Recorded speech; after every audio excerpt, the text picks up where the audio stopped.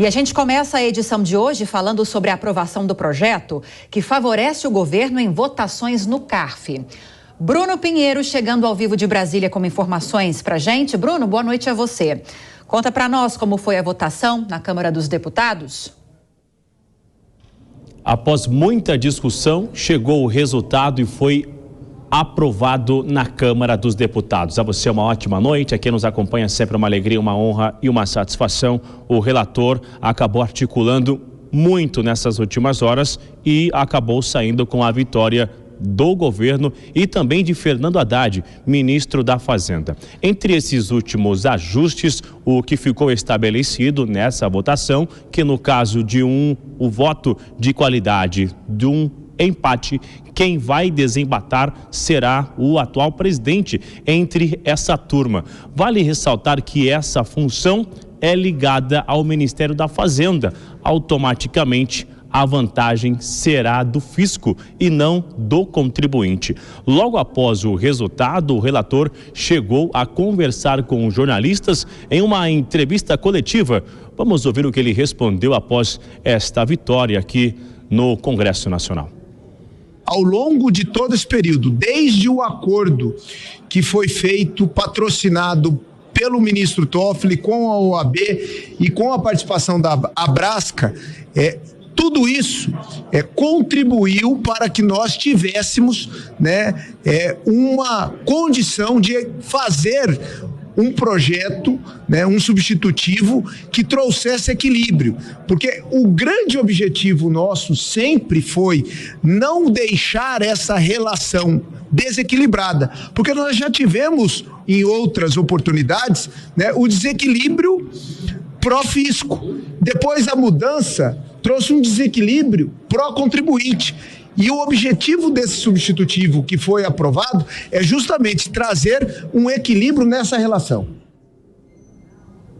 A gente relembra que essa alteração, através de uma medida provisória, aconteceu lá em 2020, no governo do ex-presidente Jair Messias Bolsonaro, e que ficou justamente a favor do contribuinte. Agora, numa tentativa de aumentar esta arrecadação, o voto ficará a favor do fisco, ou seja, a favor do governo. Já para a gente finalizar, de um outro lado, na agenda do esforço concentrado que encerra nesta sexta-feira, estava o arcabouço fiscal.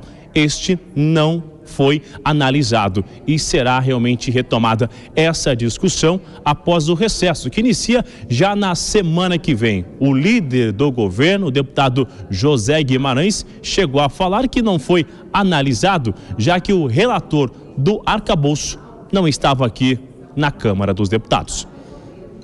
Só não votamos o regime fiscal porque o relator teve um problema, viajou, e o próprio Haddad disse: o regime fiscal já está consolidado. As 4 pequenas mudanças que ocorreram no Senado, a gente vota no começo de agosto, não tem qualquer prejuízo. Esse arcabouço é o que vai equilibrar as contas do governo, então já inicia o recesso e de olho na reta final de uma agenda econômica do governo Lula aqui na Câmara dos Deputados. Lívia. Já que você já trouxe informações para a gente sobre essa proposta do CARF e também do novo arcabouço fiscal, vamos falar de reforma tributária, Bruno, que agora segue para o Senado. Quem deve ser o relator da proposta? Já tem um nome mais cotado?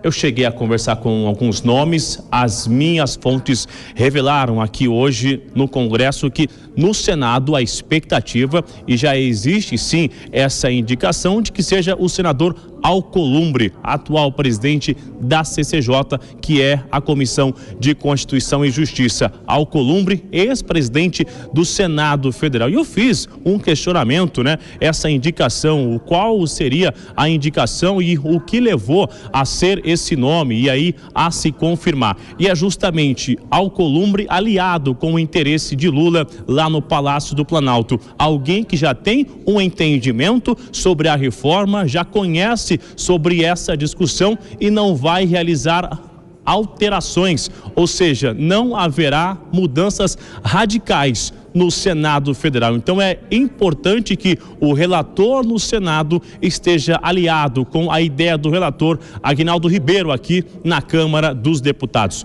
Hoje uma reunião está acontecendo na residência oficial, no Alvorada, com diversos líderes e após essa reunião, a expectativa já que essa articulação acelere em relação a este relator e indicando, sinalizando que será o senador Alcolumbre, atual presidente da Comissão de Constituição e Justiça. A gente vai aguardar se essa indicação vai se confirmar, só que já é o interesse de alguns nomes aqui da Câmara dos Deputados e aliados do governo. Lívia.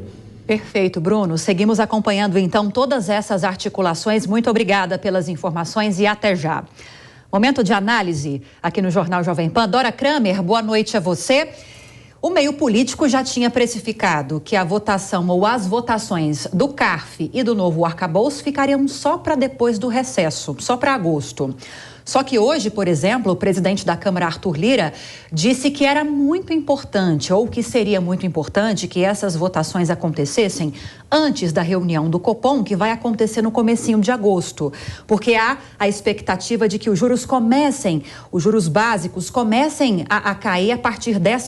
A reforma tributária ontem e o arcabouço e o CARF ficavam para o segundo semestre. Mas o presidente Lula entrou nessa história porque considerou que era importante também os partidos que estavam ali um pouco revoltados, União Brasil, republicanos, eles darem uma mostra de confiança no governo para que no segundo semestre se acertassem as conversas sobre reforma ministerial. Claro, desencantar a pasta do turismo, mas tem outras coisas. O Centrão quer mais, quer o turismo mais robusto, quer os Correios nas comunicações, quer a pasta do Wellington Dias, desenvolvimento social.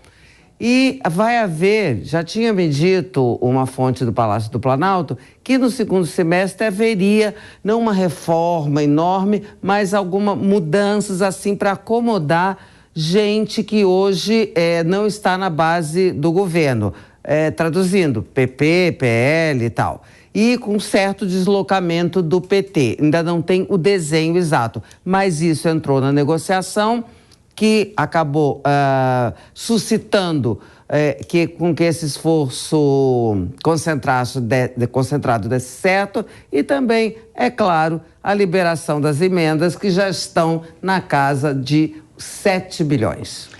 Nelson Kobayashi, quero saber um pouquinho ou entender melhor a respeito dos aspectos jurídicos desse projeto que retoma o voto de qualidade no CARF, que na prática vai permitir com que o governo, a União, tenha vantagem em caso de julgamentos que estejam empatados, porque o voto de desempate vai ser de responsabilidade do presidente do órgão, do Conselho, que é integrante da Fazenda Nacional.